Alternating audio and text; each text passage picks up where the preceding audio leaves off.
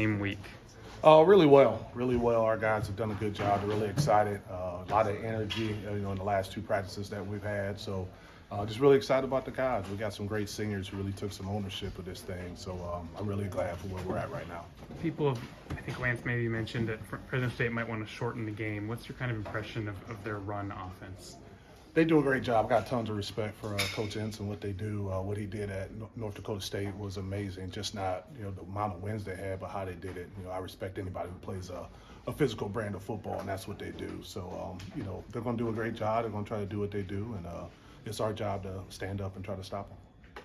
They have a veteran quarterback out there. What have you seen in kind of the tape you've watched? He's a really good player. Got a lot of snaps underneath his belt, a lot of experience. Just probably not a lot of things you're going to be able to throw at him that's going to confuse him. So, we're going to have to do a great job sticking close to guys and get ready to go. And he throws a really good ball. He's smart. He's coached up. And so it's going to be a huge challenge for our guys on the back end. And we got to do our part up front, too, trying to get after him a little bit. For that Hawk hybrid kind of role, how do you plan on kind of mixing and matching with the personnel you have just generally within the course of the game? It just kind of depends on what they're running, kind of flow of the game.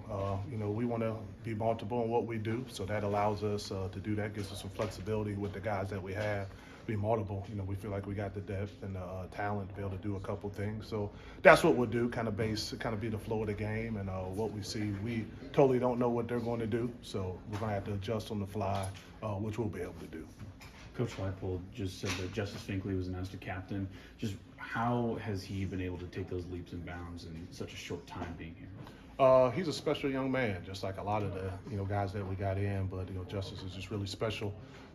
Just his work ethic, just the type of person he is. It's just unbelievable. So it's not hard for me to really believe that he became a captain here this quickly, just for who he is. People gravitate towards him, and as a result, the guys voted for him, which is an extremely great honor that he has. I'm so proud of him. What does the captain do for you as the leader of the defense?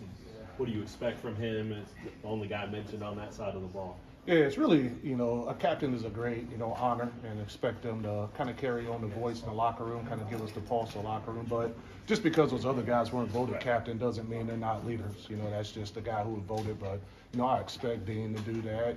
We expect our other seniors on the defensive line, DJ, Tommy, expect all those guys to continue on the leadership road that they already started. So that really doesn't change a lot for them just because they don't have the quote-unquote title of captain. Austin Alexander was listed as a starter. Just what sort of growth have you seen from him over the course of camp, and what did he do to really cement himself as a guy that can start for you?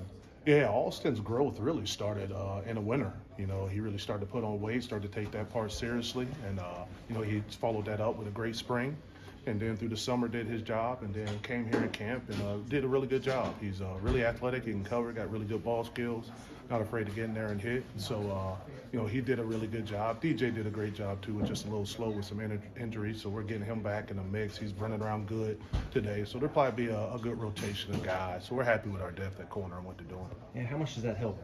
Obviously, it's not good that DJ didn't practice, but having the extra reps and extra opportunities for Jaleel and Austin, how much does that help bolster kind of the depth in that room? Well, it does, just because, we got new guys there, losing the two guys that we had. So it really helped a lot that they got a lot of reps from the spring and the summer and fall to get themselves in there. And it really showed, and it's really just a credit to those guys, how hard they worked and what they've done. It's a credit to Coach Shelby and the guys that work with him, Coach Burkett, of how they really coached those guys and really poured into them. Those guys bought in. So I'm proud of the coaches and the players with that one. You guys tried a lot of different two-player combinations at linebacker. What was it about Bengali and Trey that made them the best choice? They're just really good playmakers, really good communicators, and it's the same though. JG behind them is really good. Logan Brantley did a good job for us, John, all those guys, and I'm sure you'll see those guys in the game also. Those are just the guys who get the quote-unquote start, but they're not the guys who are going to be playing. Those other guys will be in, which will be good. Like I said, I'm really happy with our depth and look forward to seeing some of those young guys get out there and compete, in the booth coming up on Saturday. And how has it gone with the in-helmet communication at that position? It's smooth. It's been good. Like I said, those guys are good communicators, and we haven't had we haven't had busts and different things like that. So those guys do a good job. Really proud of our Mike linebackers and what they're doing with the communication as well as our safeties. And like I said, communication is a big part of what we stress. So I don't see that being an issue.